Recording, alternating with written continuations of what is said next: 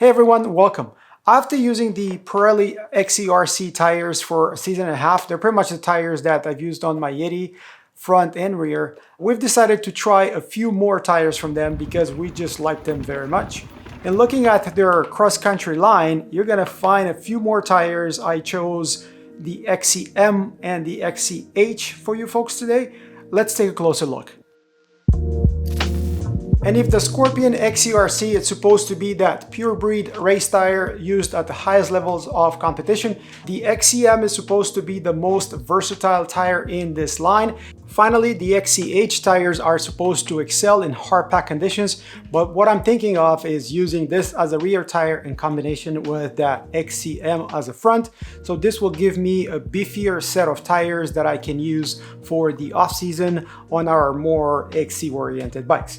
But first, let's take a look at the details that Pirelli provides. These are all Pirelli Scorpion tires. You can see their name and right next to it a little tagline.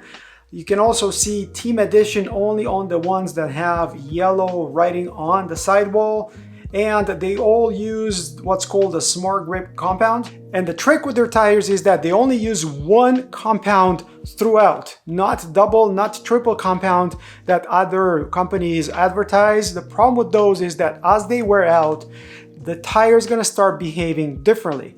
These ones use one single compound, the one that's called SmartGRIP, and that gives you kind of consistent performance throughout their life. The ProWALL is one of the two sidewalls you can get, the other one being the LITE.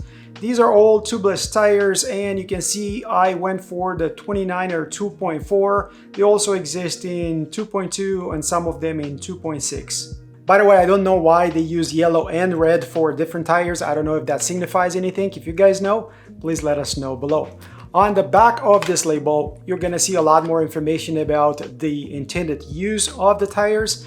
And the other thing that I like is the fact that they provide you with the stated weight or expected weight of the tires. And in my experience, the weight of the tires is actually very close to what they say. So here's the XCRC LITE. This one is supposed to come up to 650 grams. And on the scale, we're talking about 645 grams.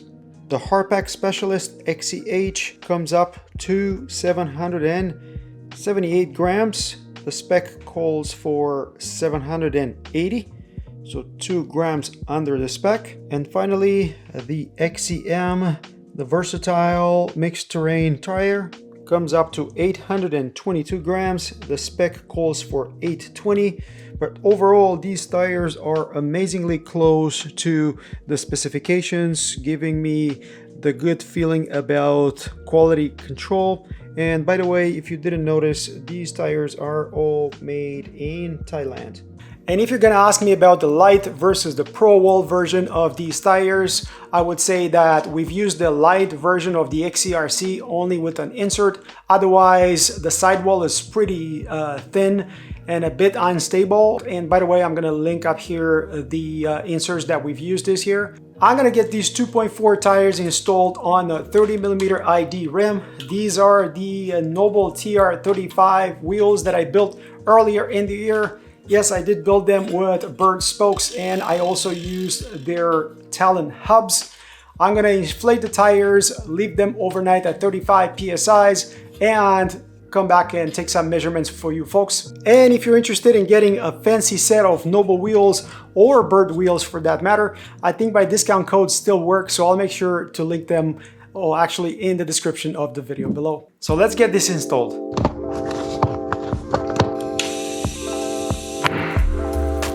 And here they are, the two Scorpion. This is the XCM that's supposed to be for mixed terrain. This one is the H that's supposed to be for hardpack. You can see here on the sidewall that these are 2.4 tires, so 29 at 2.4. Also here, you're gonna see that the tubeless pressure recommended by them is minimum of 29 PSIs and maximum of 58. Oh, this is pretty interesting because I would never run any of these tires at 29 PSIs. Also interesting that here on their instructions, they are recommending to inflate the tires after you set them up tubeless, inflate them to the maximum pressure.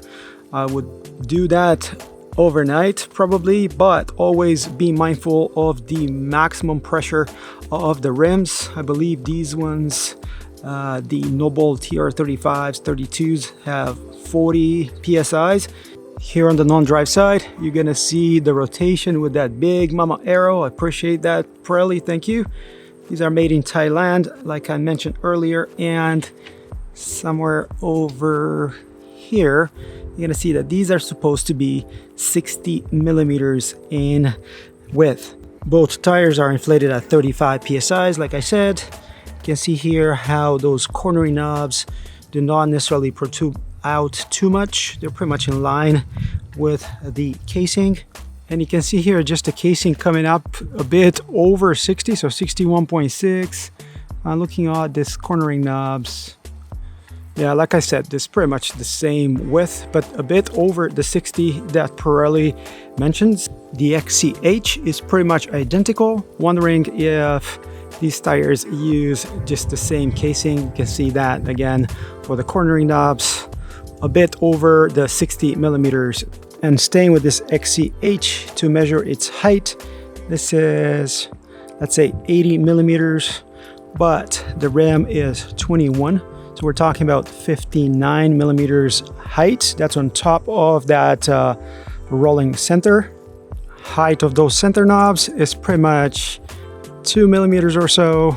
As for the cornering knobs, that's probably about 4. So 2 millimeter center and 4 millimeter cornering knobs on the Scorpion XCH. Back to the XCM now. And here we go, about 80 millimeters again.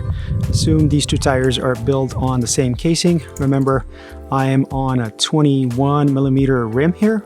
As for the height of the knobs, they are probably 2.5. Cornering knobs are a bit over 4 millimeters again, so 4.5. So overall, taller knobs, both the rolling center and the cornering knobs on the XCM versus the XCH. Here they're both next to the XCRC that we've used so much. And you can see this one having tiny knobs. These center rolling knobs are 1.5 millimeter. Then you go to H, that's 2 millimeter. Come here to M, the mixed.